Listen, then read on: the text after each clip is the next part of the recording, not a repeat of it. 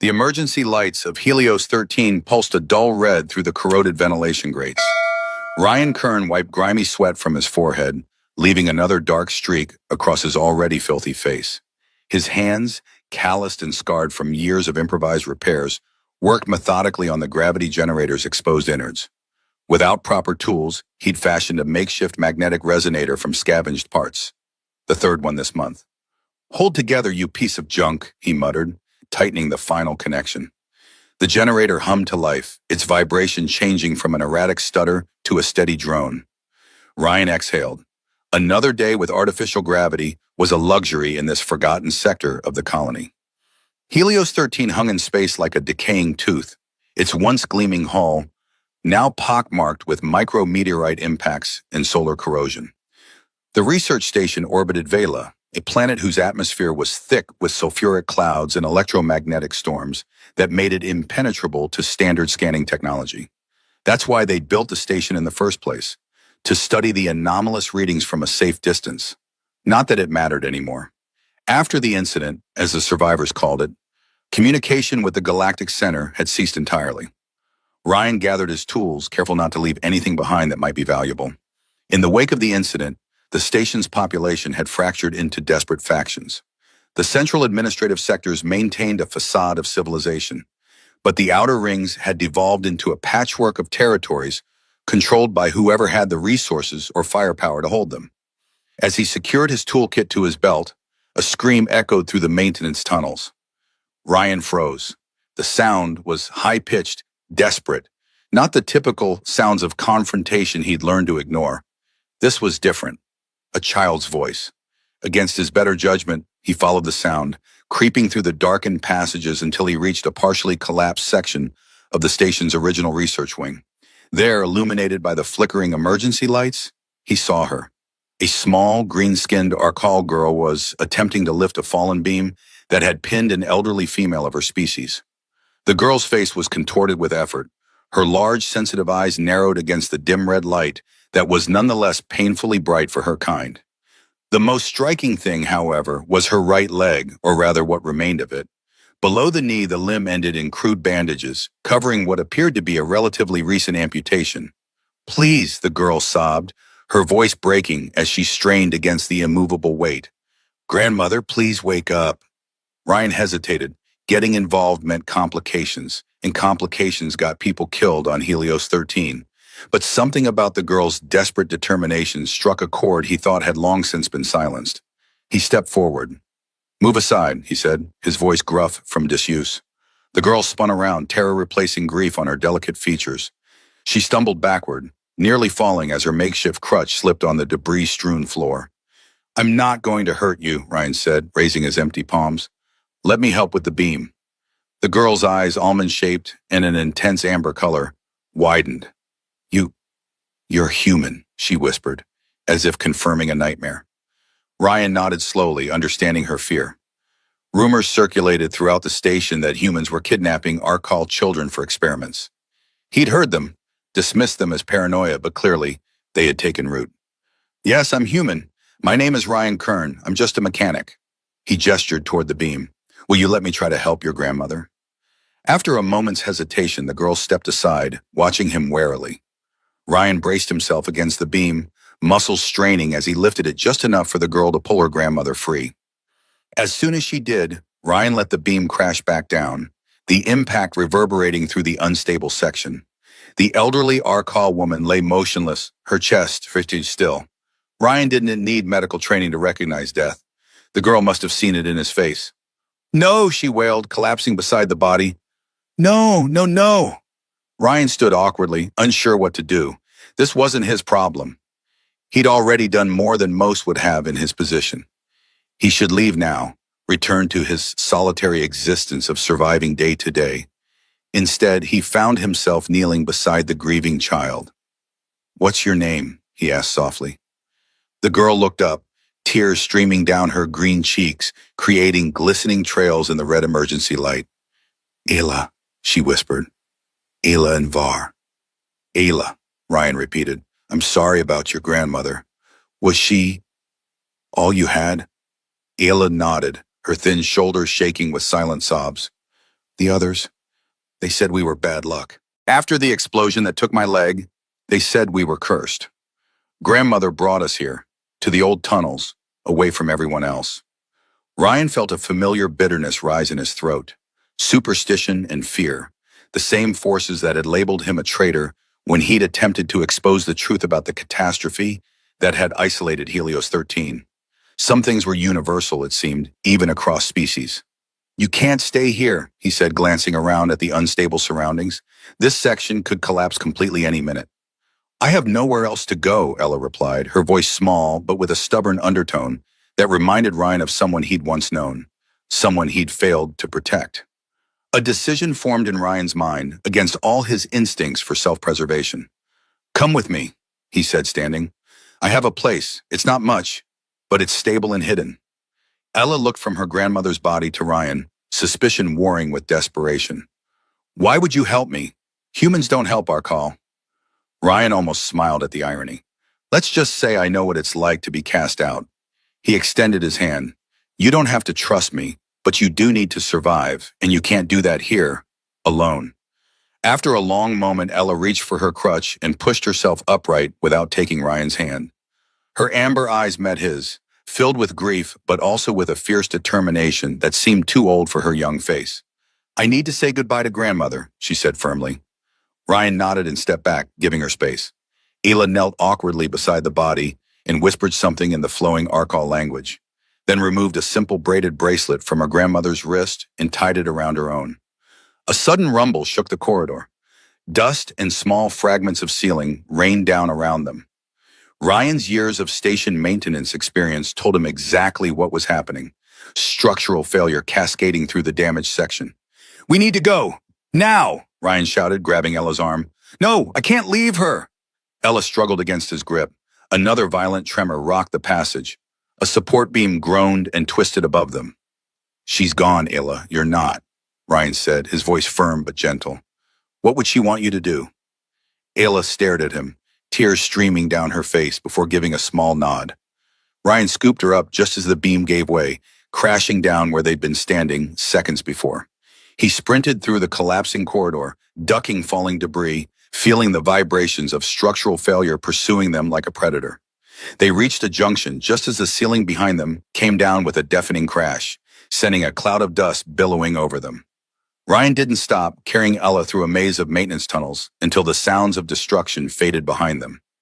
Only then did he set her down, both of them covered in dust and breathing hard.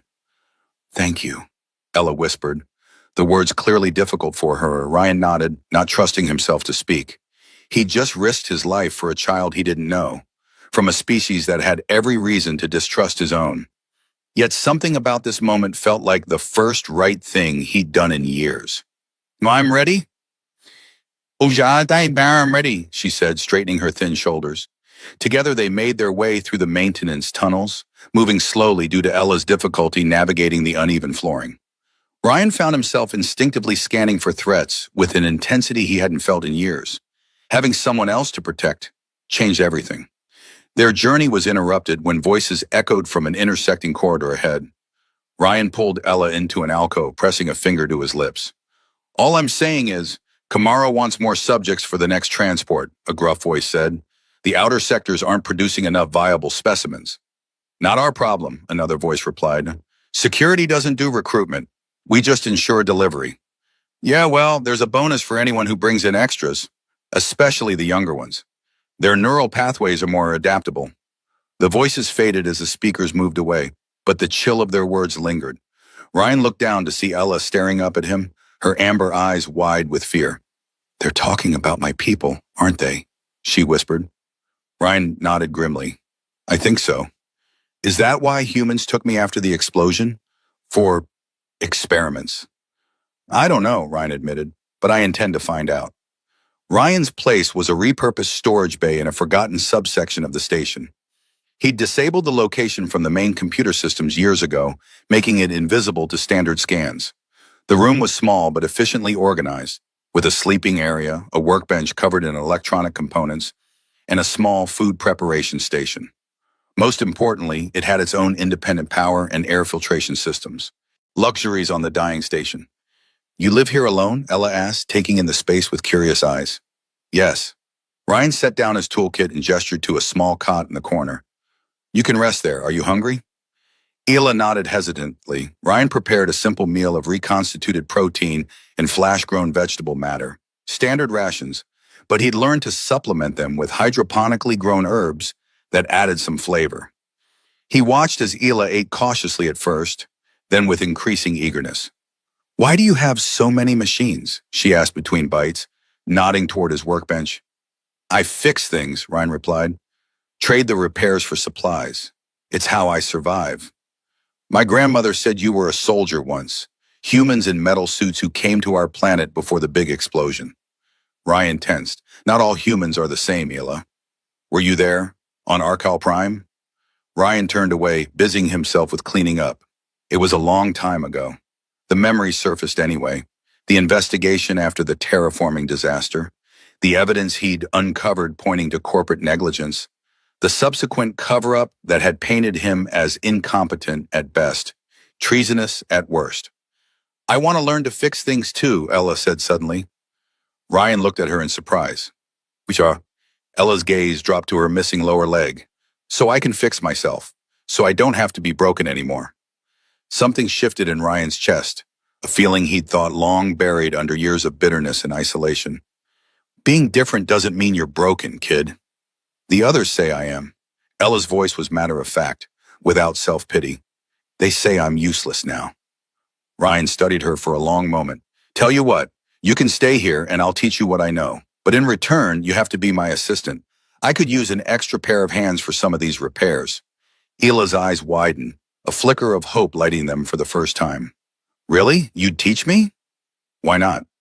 Ryan shrugged as if it were a simple business arrangement rather than the first genuine human connection he had made in years. Get some rest now. Tomorrow will be a long day. As Ella settled onto the kinda, Ryan returned to his workbench, mind already racing with possibilities. Teaching the girl about machines was one thing, but an idea had taken root, a challenge worthy of his engineering background. Arcal physiology was different from human, but the principles of biomechanics were universal. If he could gather the right components, access the right reference materials. Ryan glanced at the sleeping child, her thin chest rising and falling gently, and made a silent promise to himself. He would build her a new leg, not just a crude prosthetic, but something that could integrate with her unique physiology, something that would let her run again. For the first time in years, Ryan Kern had a purpose beyond mere survival. 3 days later, they had their first real test of trust. Ryan had gone out to trade some repair work for supplies, leaving Ella with strict instructions to stay hidden and touch nothing. He returned to find her huddled in the corner, trembling. What happened? He asked, dropping his pack and rushing to her side. Someone tried to get in, she whispered. I heard them at the door, trying different codes. Ryan's blood ran cold. He checked his security system. Indeed, someone had attempted to breach his door, cycling through various access combinations. Did they see you? Did you make any noise? He asked urgently. Ella shook her head. I hid, like you said. I was quiet. Ryan relaxed slightly, but the incident left him unsettled. Someone was looking for something in this sector, or someone. Whether they were looking specifically for him or Ella, or just scavenging, he couldn't be sure, but they couldn't risk another attempt. We need to set up better security, he decided, and I need to teach you what to do if someone gets in while I'm gone. Over the next few hours, Ryan showed Ella how to access the emergency escape hatch he'd installed in the floor, leading to a maintenance crawl space that connected to another section of the station. He taught her the route to a secondary hideout he maintained as a contingency. Remember, survival first, he told her. If something happens to me, you get yourself to safety. No heroics. Ella looked at him solemnly. What if something happens to you because of me? The question caught Ryan off guard. What do you mean? The others, my people, they said humans were the enemy, but you helped me. Her amber eyes studied him intently. Now you might be in danger too.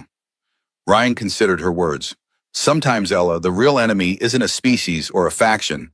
It's the people who profit from making us fear each other. Days turned into weeks as Ryan and Ella settled into an unexpected routine.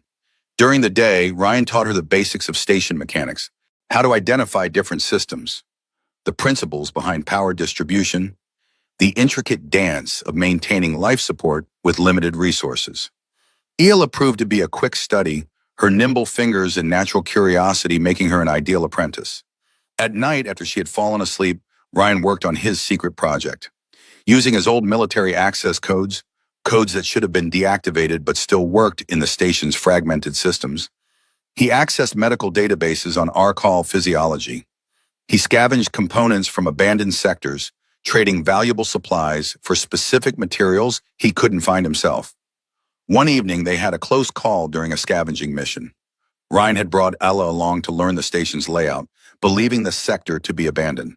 They were collecting materials from an old medical storage unit when the distinct sound of a security drone's propulsion system echoed through the corridor.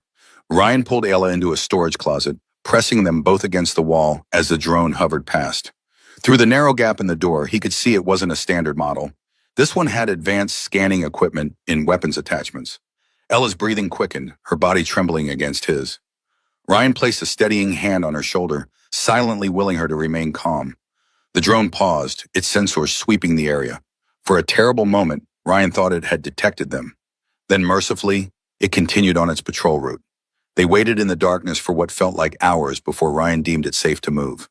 As they made their stealthy way back to their hideout, Ela suddenly stumbled, her makeshift crutch slipping on a patch of fluid leaking from an overhead pipe. She fell with a cry of pain, the sound echoing loudly in the empty corridor. Ryan froze, listening intently for any sign the drone had heard. A distant mechanical whir confirmed his fears. It was returning to investigate. "I can't run fast enough," Ella whispered, panic in her voice.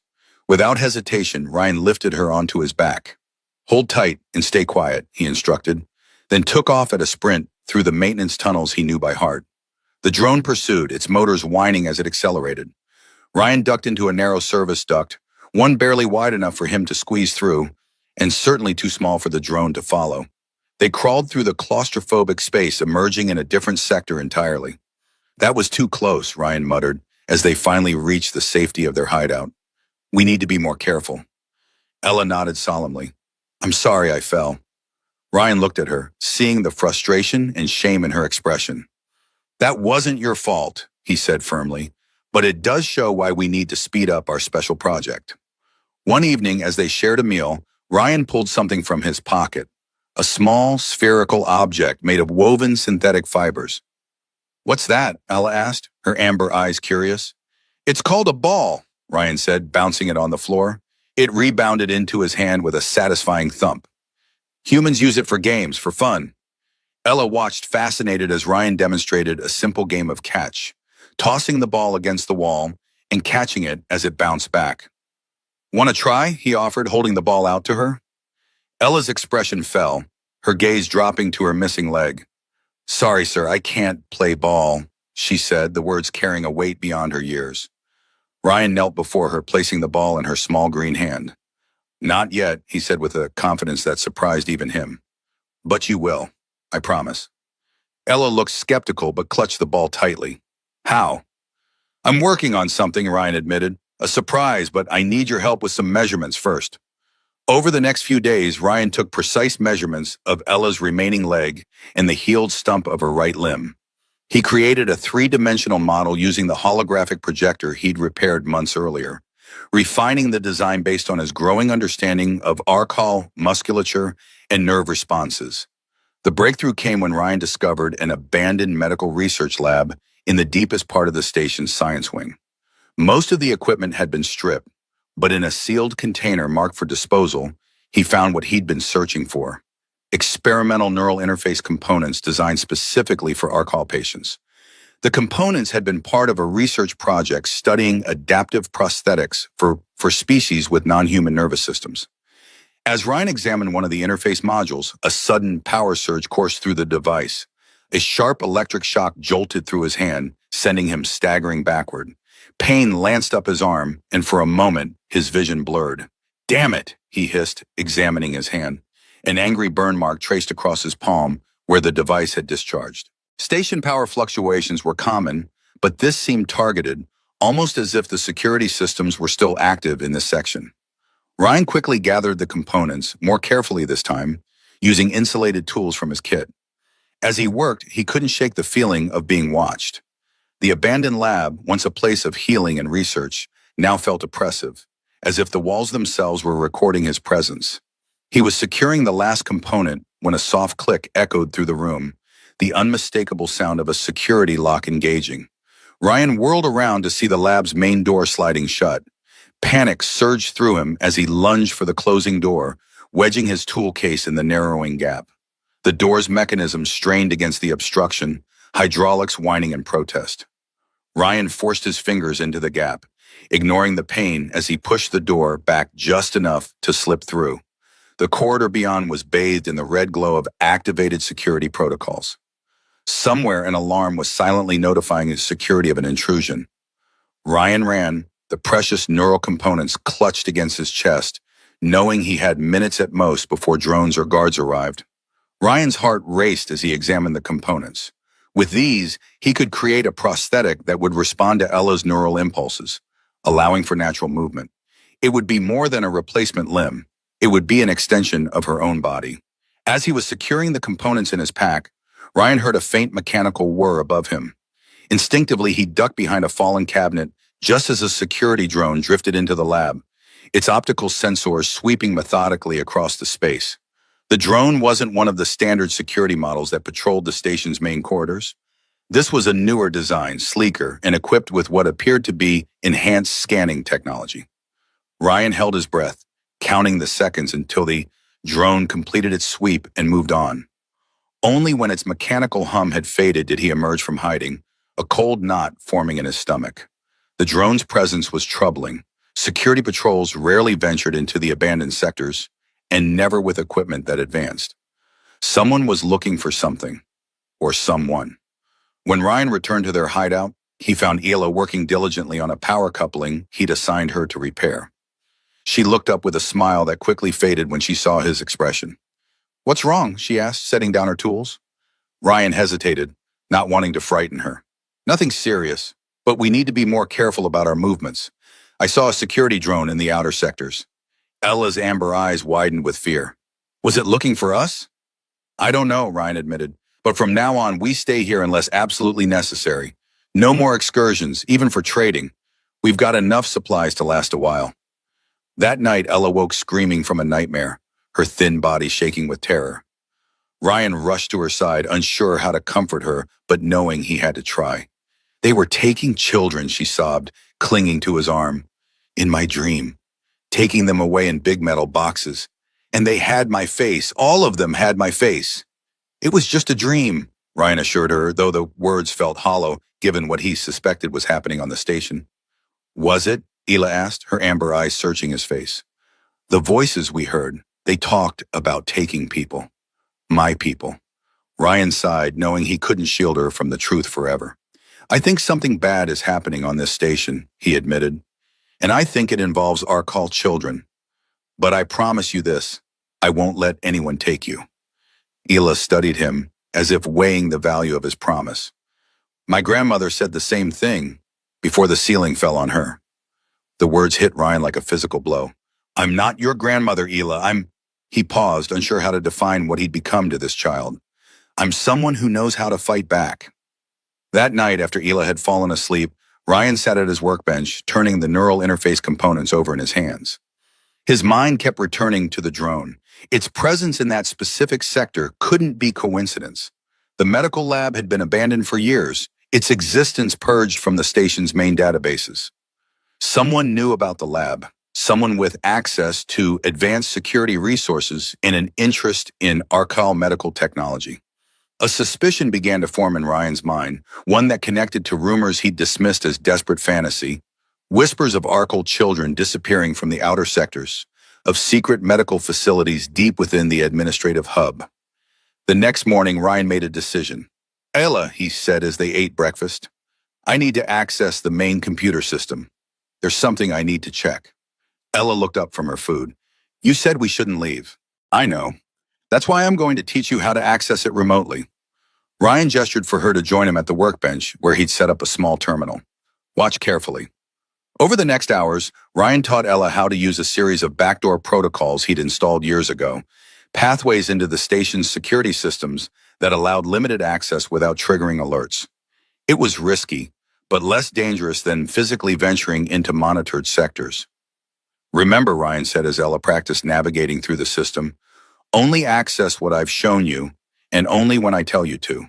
These pathways are fragile, use them too often, and they might be discovered. Ella nodded solemnly, her fingers moving with surprising confidence across the interface. What are we looking for? Unusual security deployments, supply shipments that don't match the station's needs, personnel transfers, anything that seems out of pattern. Over the next days, they took turns monitoring the system, careful to keep their intrusions brief and scattered. It was Ella who found the first clue, a security directive authorizing increased drone patrols in sectors that had been abandoned since the incident. They're looking for something specific, Ryan muttered, studying the patrol patterns Ella had mapped out. The concentration was highest around areas with former medical facilities or research labs. The second clue came from shipping manifests. Every month, a supply vessel docked with Helios 13, bringing necessary provisions and departing with research data and waste material. But the manifest showed discrepancies.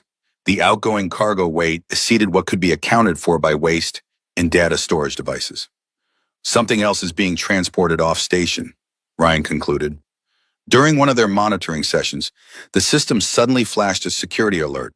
Someone had detected their intrusion and was attempting to trace it back to their location. Disconnect, now, Ryan ordered, yanking the power supply from the terminal. But it was too late. The system had already broadcast their general location to station security. We have to move, Ryan said urgently, grabbing their emergency packs. They'll be sweeping this sector within minutes. They fled through the maintenance tunnels, hearing the ominous hum of security drones growing closer. At an intersection, Ryan made a split-second decision. This way, he said, leading Ella down a narrow passage that sloped steeply downward. Where are we going? Ella asked, struggling to keep up with her crutch. Somewhere they won't expect, Ryan replied grimly. The radiation sectors. Ella's eyes widened in fear. But the radiation is mostly contained, Ryan finished. There are safe pockets, if you know where to find them. And I do. They descended into the bowels of the station, to sectors that had been sealed off after the incident due to radiation leakage from damaged power systems. The corridors here were dark, emergency lighting having failed years ago. Ryan guided them by the light of a small hand torch, navigating through spaces where the walls themselves seemed to groan with the strain of containing the station's damaged heart. They reached a small maintenance room that Ryan had reinforced years earlier as another emergency hideout. The radiation shielding here was intact, creating a safe haven in the midst of danger. We'll stay here until the search dies down, Ryan said, helping Ella settle on a makeshift bed. The radiation will mask our life signs from standard scanners. As they huddled in their temporary refuge, Ella suddenly gasped in pain, clutching her leg. What's wrong? Ryan asked, alarmed. It hurts, she whimpered, touching the stump of her missing limb. It always hurts when I'm scared. Ryan knelt beside her, gently examining the healed wound. Phantom pain, he said. Your brain still thinks the leg is there. But it's not, Ella said, tears of frustration and pain in her eyes. No, Ryan agreed softly, but soon you'll have something better. Working by the dim light of his torch, Ryan began assembling the components he'd salvaged. The neural interface was complex, but his military engineering training had prepared him for adapting technology under pressure. As Ella watched, fascinated despite her pain, Ryan created the first prototype of her new leg. It's not pretty, he admitted, holding up the skeletal framework. But it's functional. Want to try it? Ella nodded eagerly. With gentle care, Ryan fitted the device to her leg, adjusting connections and calibrating the neural response matrix. When everything was in place, he activated the interface. Ella gasped, her eyes widening in wonder. I can feel it, she exclaimed. It's like my leg is there again, but different. Try to move it, Ryan encouraged. Concentrating hard, Ella managed to flex the artificial limb slightly. It wasn't much, but it was a beginning. The smile that lit her face was worth every risk Ryan had taken. You did it, she whispered in awe. No, Ryan corrected, we did it. This is just the prototype. The real one will be much better. For 3 days, they remained in the radiation sector, Ryan working continuously to refine the prosthetic while Ella practiced using it. Each adjustment improved her control, though the interface was still rudimentary. They would need better components and a safer workshop to create the final version. On the fourth day, Ryan determined it was safe enough to return to the station proper.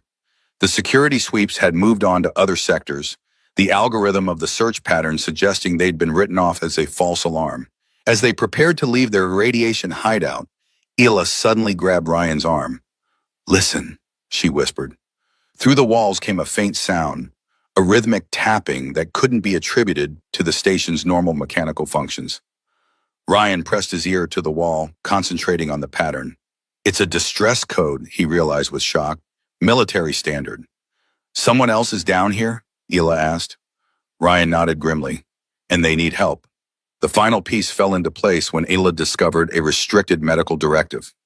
Using Ryan's highest level access codes, she managed to decrypt part of the document, enough to reveal its purpose: a station-wide screening program for all Arcall residents under the guise of health monitoring, with specific flags for identifying viable specimens with compatible physiology. Ryan felt sick as the implications became clear. They're selecting Arcall children for something. And I think I know what. He explained to Ella what he'd pieced together. How Administrator Volt Camaro, the station's chief authority, had established a black market operation trading in biological components. The health screenings were actually assessments to identify Arcall children with specific physiological traits valued in certain medical procedures. "Like my leg?" Ella asked, her voice small but steady. Ryan shook his head. "No, this is different. They're not looking for injured individuals. They're looking for specific genetic markers. Your injury probably saved you from being selected." Hila was quiet for a long moment, absorbing this information with a composure that belied her age. "What do we do now?" Ryan had been asking himself the same question. The responsible thing would be to forget what they'd discovered, to focus on their own survival. But the thought of other children being taken, processed like cargo. "We gather more evidence," he decided, "concrete proof that can't be dismissed or covered up. Then we find a way to transmit it throughout the station." It was a dangerous plan. If they were discovered, Camaro would eliminate them without hesitation. But Ryan had spent years hiding from responsibility, from the consequences of speaking truth to power. He wouldn't make the same mistake again. For the next week, they worked methodically, gathering data fragments and assembling them into a comprehensive picture of Camaro's operation. They identified the screening centers, the processing facilities disguised as medical clinics, the secure areas where selected children were held before transport. One night, as they sifted through security footage Ryan had managed to intercept, Hila suddenly pointed at the screen. "There! That woman! I know her!" Ryan looked closer at the figure Ella indicated. A tall, stern-looking human woman in a medical uniform, escorting a group of Arcall children through a secure corridor. "How do you know her?" he asked. "She came to our settlement after the explosion," Hila explained, her voice tight with remembered fear. "She examined all the children. She's the one who said my leg couldn't be saved." Ryan studied the woman's face, a cold suspicion forming. Did she recommend any children to be taken to the station for advanced treatment? Ella nodded slowly. "Several. They never came back." Ryan's hands clenched into fists. The depth of the betrayal was staggering. Medical personnel using their position of trust to identify and select victims for Camaro's operation. "We need to find out who she is," he said, his voice hard with anger. "She's a key link in the chain." Using the station's personnel database, they identified the woman as Dr. Lena Voss, Chief Medical Officer for the outer sectors. Her record showed a spotless career of humanitarian service, a carefully constructed facade that hid her role in Camaro's operation. "She'll be making rounds in Sector 7 tomorrow," Ryan noted, checking the medical schedule. "If we can access her personal files, we might find direct evidence linking her to Camaro." "That sector is heavily guarded," Ella pointed out. Ryan nodded grimly. "Yes, but I have a plan." The next supply vessel was scheduled to dock in 3 days. According to the patterns they'd identified, that's when the selected children would be moved off station. "We need to get inside the administrative hub," Ryan said, studying the security schematics. "That's where they'll keep the transport authorization codes. Without those, the children can't be moved." "But you said the hub is too heavily guarded," Ella reminded him. Ryan nodded grimly. "It is, for most people." He walked to a storage compartment he'd kept locked since Ella's arrival and entered a complex code. The compartment slid open, revealing a suit of military-grade armor, battered and modified, but unmistakably the equipment of an interstellar army investigator. "You really were a soldier," Ella whispered. "Investigator, Minute," Ryan corrected, running his hand over the armor's surface. "This suit has capabilities that can bypass most of the hub's security measures. I never thought I'd wear it again, but it's our only way in," Ella finished for him. Ryan looked at her, seeing the understanding in her eyes. "I'll go alone. You'll stay here where it's safe." "No," Ella's response was immediate and firm.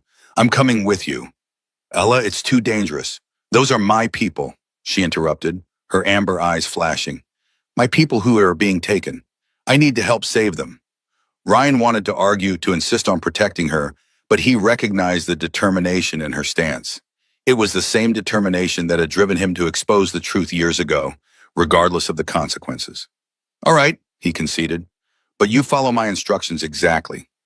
No deviations, no heroics." Ella nodded solemnly. "I promise." They spent the next day preparing. Ryan serviced his armor, ensuring all systems were operational. He showed Ella how to use the emergency beacon built into his helmet, how to activate the armor's distress protocols if they were separated. On the night before the supply vessel's arrival, they made their move. Ryan, clad in his armor with its faceplate obscuring his identity, carried Ella through the maintenance tunnels. Her small form was hidden beneath a service technician's cloak, making her appear as nothing more than equipment on his back. Using access codes that should have been deactivated years ago, Ryan bypassed the outer security perimeters of the administrative hub. The codes were old, but Camaro's administration had grown complacent, never imagining that anyone would dare challenge their authority so directly. They reached a maintenance shaft that led directly to the central data core, the heart of the station's operations. Ryan set Ella down, checking that the corridor was clear before gesturing for her to follow. "Remember the plan," he whispered. "I'll access the main terminal. You keep watch. Any sign of a security, you hide. Don't try to help me. Just save yourself." Ella nodded, though her expression suggested she had no intention of abandoning him if trouble arose. The central data core was dimly lit, its banks of servers humming with the artificial life of the station's systems. Ryan moved swiftly to the main terminal, his armored fingers flying across the interface as he bypassed security protocols and accessed the restricted transportation files. "Found it," he murmured as the transport authorization codes appeared on screen. "Now to corrupt the data so they can't—" A slow clapping interrupted him. Ryan spun around, instinctively pushing Ella behind him as Administrator Volt Camaro stepped from the shadows, flanked by two security officers with weapons drawn. "Impressive," Camaro said, his thin lips curved in a smile that didn't reach his eyes.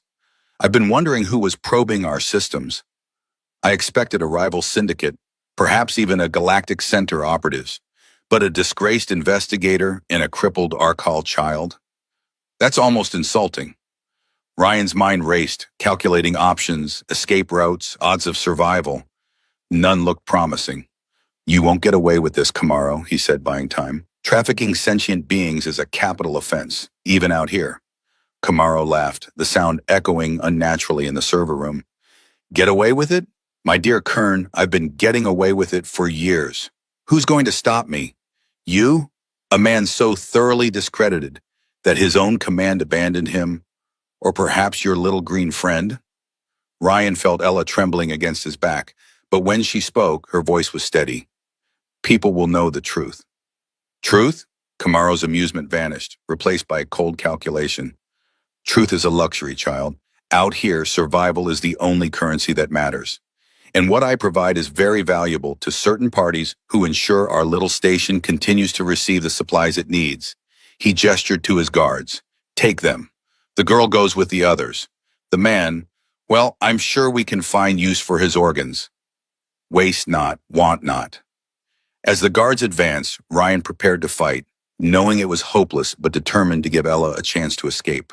But before he could move, the lights in the data core flickered, then died, plunging the room into darkness broken only by the blinking indicators on the server banks. In the confusion, Ryan heard a familiar voice in his helmet comm, a voice he hadn't heard in years. "Down, Ryan, now!" Years of military training took over. Ryan dropped, pulling Ella to the floor with him, just as a series of precise shots cut through the darkness. The guards fell without a sound. When emergency lighting activated seconds later, Kamaro was backed against a server bank, a blade at his throat held by a figure in stealth combat gear. "Maris?" Ryan whispered, disbelieving. The figure glanced at him, and though her face was obscured by a tactical mask, Ryan would know those eyes anywhere. Sharp, intelligent, and utterly uncompromising. Commander Myris, his former superior officer, the woman he'd believed had died in the catastrophe that had isolated Helios 13. "You're getting sloppy, Kern," she said, her voice tight with what might have been pain. "I've been tracking your system intrusions for days." "You're alive," Ryan said, still processing the impossibility of her presence. "Disappointed?" There was a hint of the old dry humor in her voice. "Confused," Ryan admitted, rising slowly to his feet, keeping Ella shielded behind him. "Last I saw you, you were on the command deck when the explosion hit. And you were being escorted to detention for insubordination," Myris countered. "We all have our stories." She pressed the blade tighter against Kamaro's throat, drawing a thin line of blood, some more truthful than others. Kamaro's composure had evaporated, replaced by naked fear. "Commander Myris, there's been a misunderstanding. I was investigating these trafficking allegations myself." "Save it," Myris cut him off. "I've been undercover in your operation for months. I have recordings of every transaction, every order you gave." She glanced at Ryan. "Your friend here just happened to stumble onto the same investigation, though with considerably less subtlety." Ryan's mind whirled with implications. "You've been here all along, working undercover?" "Internal Security Division," Myris confirmed. "The catastrophe wasn't an accident, Ryan. It was engineered to isolate Helios 13, to create the perfect environment for operations like Kamaro's to flourish, away from Galactic Center oversight." "Why not contact me?" Ryan demanded, old wounds reopening. "I spent years thinking I'd failed, that I was responsible, because I needed you exactly where you were," Myris interrupted. "Outside the system, with access to areas I couldn't reach without blowing my cover." Her expression softened slightly. "And because I wasn't sure who I could trust. Not after what happened to our investigation team." A sudden alarm blared through the station, cutting off further explanation. Myris cursed under her breath. "That's the transport preparation alert," she said.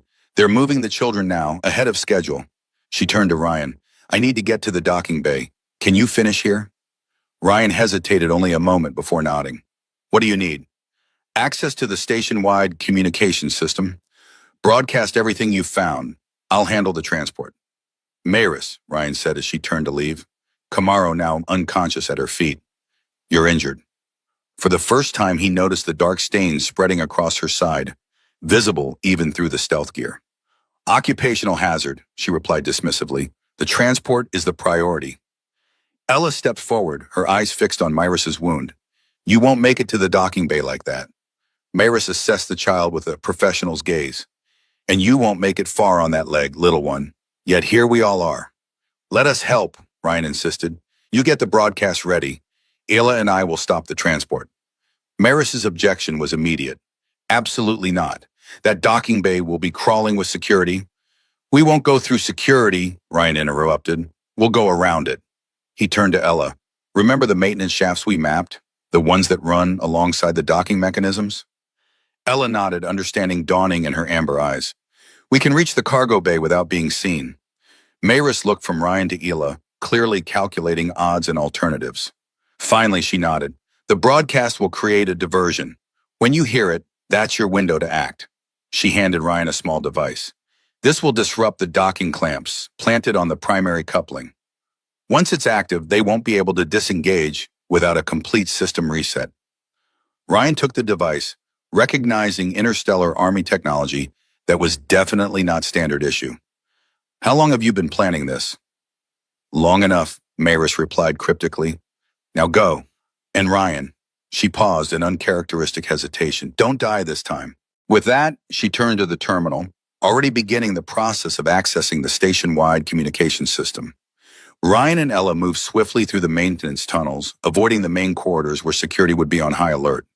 Despite her disability, Ella navigated the narrow passages with remarkable agility, guiding Ryan through shortcuts she'd memorized from their planning sessions. As they moved through a particularly tight section of ductwork, Ella suddenly froze. "What is it?" Ryan whispered. "Voices," she replied softly. "Below us." Ryan pressed his ear to the floor of the duct. Through the thin metal he could hear children crying, their voices tinged with fear and confusion. Ella's face hardened with determination. "That's them," she whispered. "The children they're taking." Ryan nodded grimly. "We need to keep moving. The disruptor is our priority. It's the only way to stop the transport from leaving." They reached a ventilation shaft that overlooked the cargo bay just as Myris's broadcast began, her voice echoing throughout the station, laying bare the details of Camaro's operation. Below them, chaos erupted as confused security personnel tried to determine the source of the broadcast, while simultaneously preparing the transport vessel for emergency departure. Through the grating, Ryan could see them, a dozen Arcall children, their thin bodies clothed in medical gowns, being herded toward the waiting transport by armed guards. Some were crying, others moved with the vacant expressions of heavy sedation. "There," Ella whispered, pointing to the primary docking coupling, a massive mechanical arm that secured the transport to the station. "But it's in the open. How will we reach it?" Ryan studied the scene, calculating angles and timing. "We need a distraction, something big enough to draw all attention away from the coupling." Ella's amber eyes narrowed in thought, then widened with sudden inspiration. "The cargo loaders, if they malfunction..." "Perfect." Ryan accessed his armor's targeting system, calibrating it to lock onto the hydraulic lines of the massive cargo loading mechanisms was positioned near the transport's entry ramp. One precise shot would rupture the lines, causing a catastrophic pressure failure. "When I fire, I want you to stay here," Ryan instructed. "I'll place the disruptor and come back for you." Ayla shook her head firmly. "We go together. I'm smaller. I can reach places you can't in that armor." Before Ryan could argue, Ella had already begun removing the ventilation grate. Her determination reminded him painfully of his younger self. Idealistic, stubborn, certain of the rightness of his actions. "Fine," he conceded, "but at the first sign of serious danger, you hide." "That's an order." Ella's solemn nod was contradicted by the gleam of rebellion in her eyes. Ryan took aim and fired. The hydraulic lines exploded in a spray of pressurized fluid, the cargo loader collapsing with a deafening crash that sent personnel scrambling for cover. In the confusion, Ryan and Ella dropped from the ventilation shaft, moving swiftly along the shadow of the vessel's hull toward the docking coupling. They had almost reached it when a shout went up. "There! By the coupling!" Ryan turned to see a security officer raising his weapon. Time seemed to slow as Ryan calculated the trajectory. The shot would hit Ella, who was exposed with no cover nearby. Without conscious thought, Ryan moved, armored body intercepting the energy blast meant for the child. His armor absorbed most of the impact, but the force threw him against the hull, warning indicators flashing across his helmet display. "Ryan!" Ella cried, starting toward him. "The disruptor!" Ryan gasped, tossing the device to her. "Complete the mission."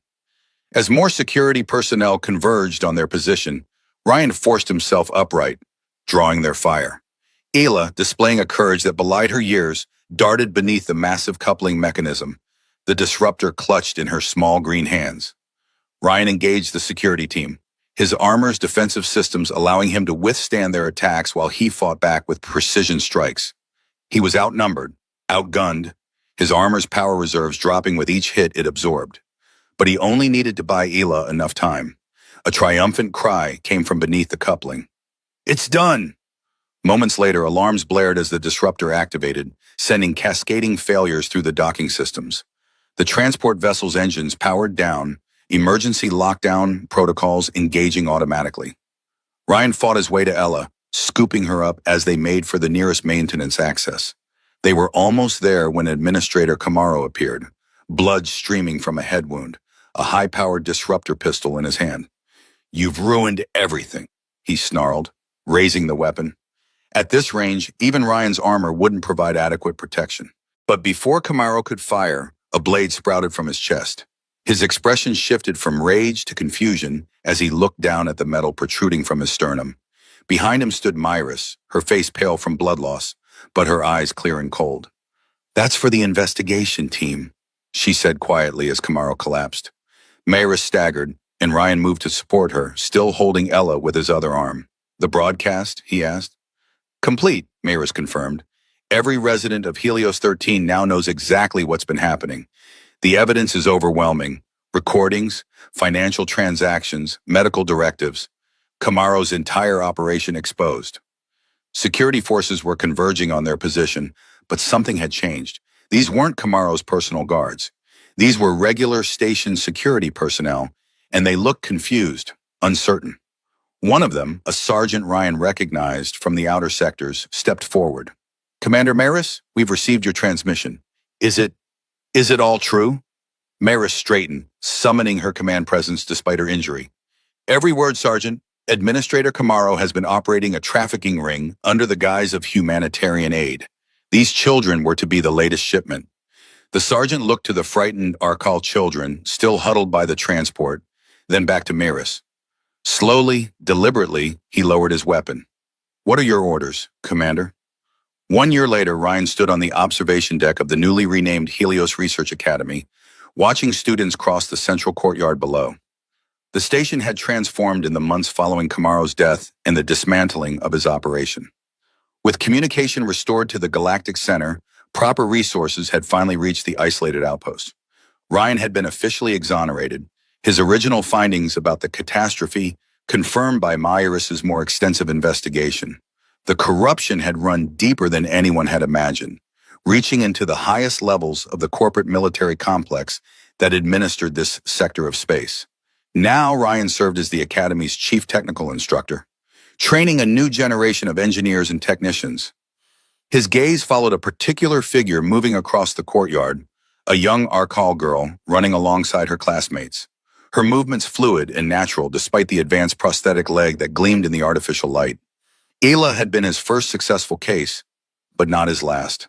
The neural interface technology he'd discovered had proved adaptable to various species and conditions. What had begun as a project to help one child had evolved into a program that provided custom prosthetics to anyone who needed them, regardless of species or origin. She's doing well, a voice observed from behind him.